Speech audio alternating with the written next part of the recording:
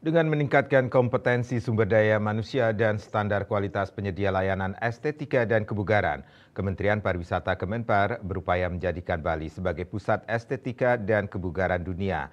Dalam hal ini, Kementerian Pariwisata dan Kementerian Kesehatan bekerja sama untuk meningkatkan kompetensi sumber daya manusia bidang pariwisata di Bali.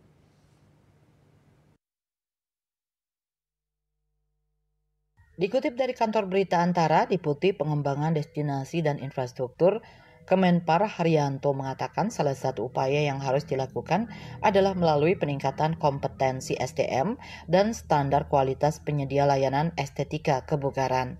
Haryanto mengemukakan negara terkemuka dalam layanan estetika dan kebugaran saat ini masih berada di Korea Selatan, namun Bali juga berpotensi untuk menjadi pusat layanan estetika dan kebugaran.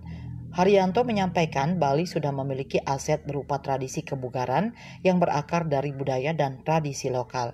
Saat ini Bali juga sudah menjadi salah satu tujuan wisata kebugaran di Indonesia. Oleh karena itu, peta jalan jangka menengah dan jangka panjang perlu disusun guna mendukung upaya menjadikan Bali sebagai pusat layanan estetika dan kebugaran dunia. Haryanto juga menjelaskan upaya pengembangan wisata kesehatan Indonesia sampai tahun 2025 difokuskan pada wisata medis dan wisata kebugaran. Menurutnya, dalam waktu dekat, Kementerian Kesehatan akan merumuskan rancangan regulasi mengenai kategorisasi daya tarik wisata kebugaran Indonesia yang akan memudahkan pemerintah memfokuskan peningkatan kualitas produk wisata kebugaran.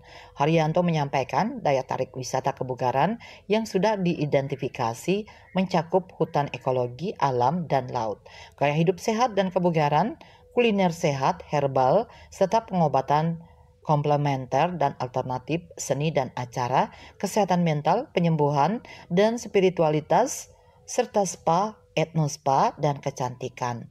KMB Bali Pos melaporkan.